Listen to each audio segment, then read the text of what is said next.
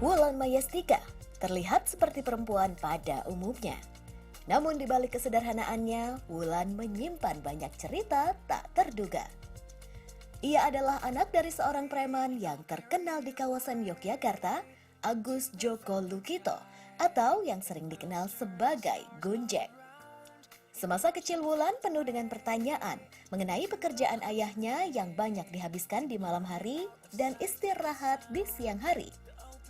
Namun siapa sangka, di balik profesi premannya terdapat banyak jasa terhadap negara ini. Beberapa di antaranya adalah 18 bangunan masjid yang telah berdiri kokoh. Tak hanya itu saja, Gunjek juga tergabung dalam anggota Badan Intelijen Negara.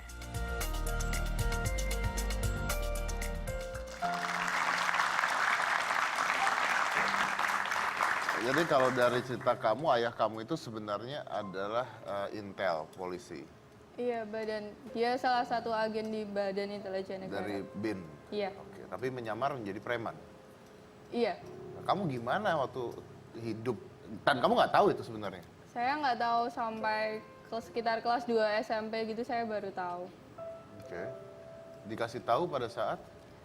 Jadi waktu itu saya kan sering ngambek sama Babe karena beliau ini kalau misal lagi jalan sama saya tuh suka bikin masalah gitu istilahnya, terus bikin saya kayak nggak nyaman, terus saya selalu protes kenapa sering nggak ada waktu sih buat keluarga kayak gitu, kenapa dia tuh juga sering keluar kota kan, terus kayak seminggu tuh mungkin hanya 2 hari di rumah dan 2 hari tuh siang buat tidur, terus baru aktivitas malam, kan kebalik sama kita. Jadi saya tuh sering protes kok Babe ini nggak pernah ada waktu buat aku. Terus suatu hari mungkin karena saya sering ngambek. Bikin masalahnya apa di depan kamu?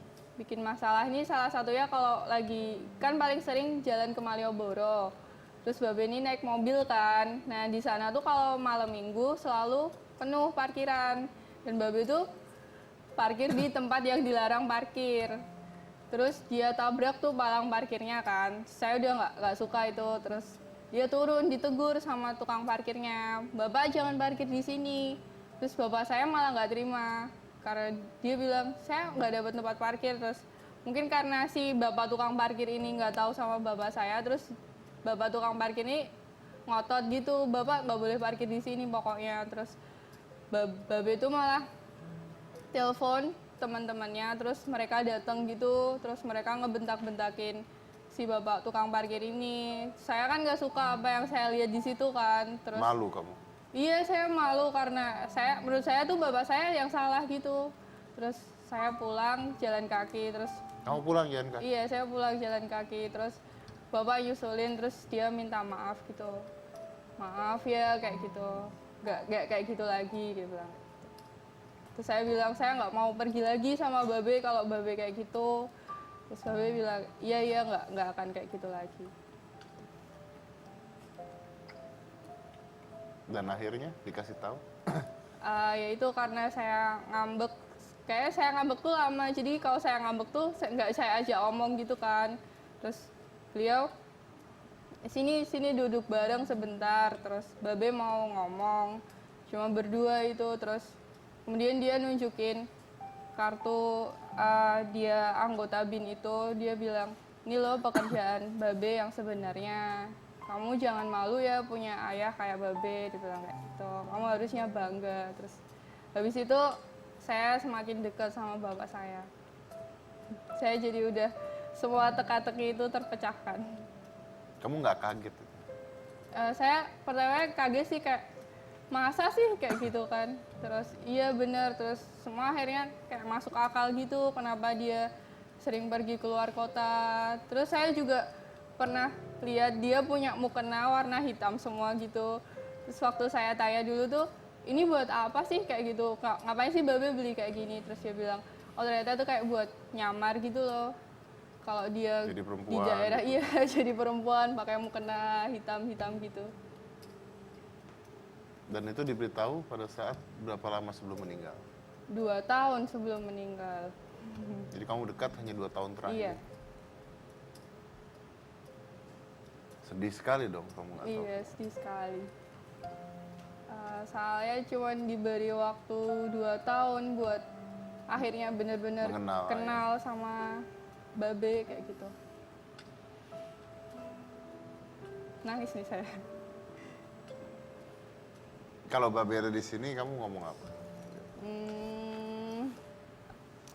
Saya mau bilang kalau saya ini saya nggak pernah malu punya ayah Babe. Saya bangga banget punya ayah kayak Babe. Udah. Saya minta maaf kalau dulu sering-sering ngambek karena saya nggak tahu sebenarnya alasannya kenapa. Saya nggak tahu dia pekerjaannya apa. Maaf banget kalau Ulan dulu sering ngambek sama Babe. Udah gitu.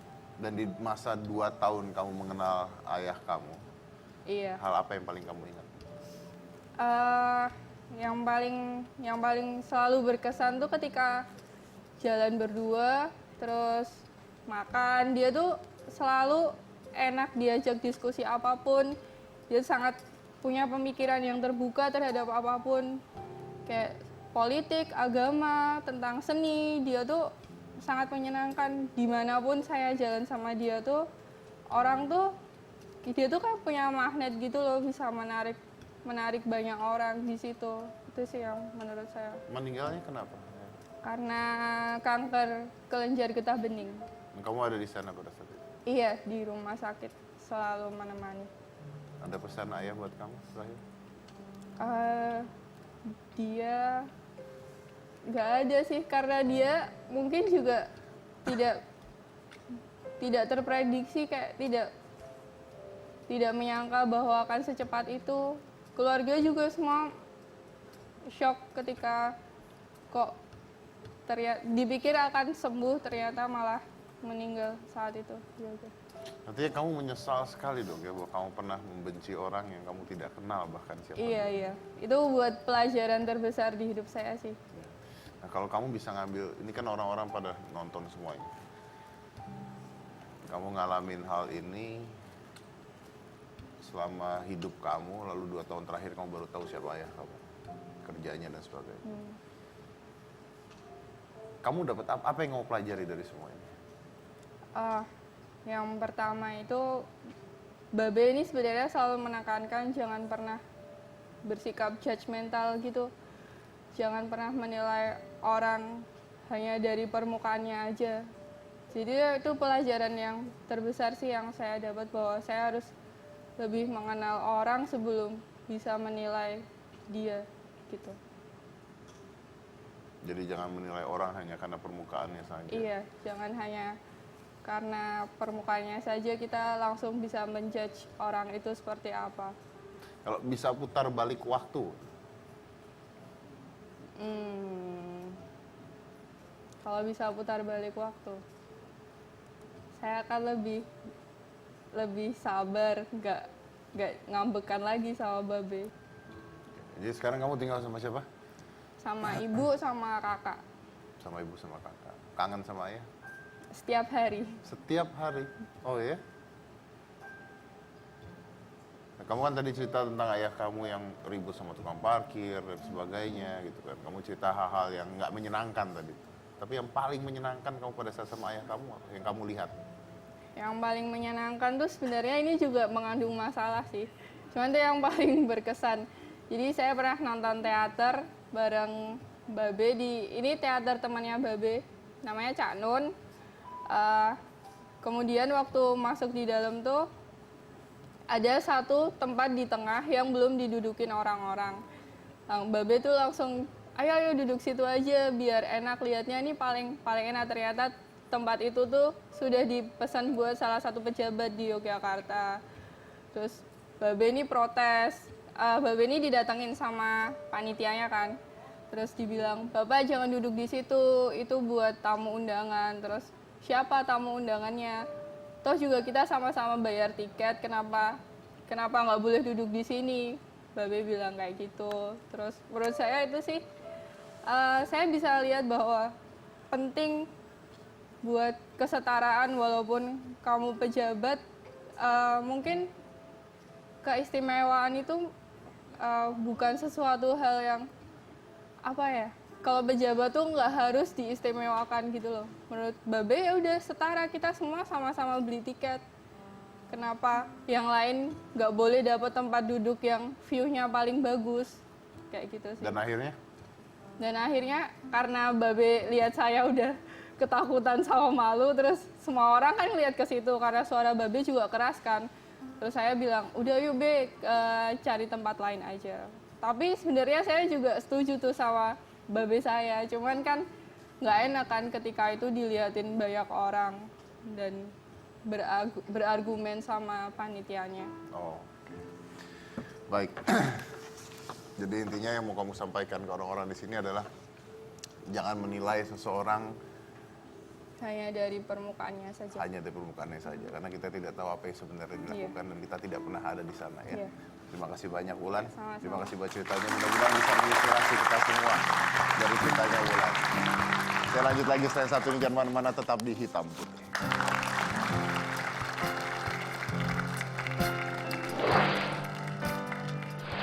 Dia dari tadi ngomong, ya, ini helm gini. Iya. Seakan-akan tuh gue nggak tahu. Padahal kan dari segmen 1 udah di sini.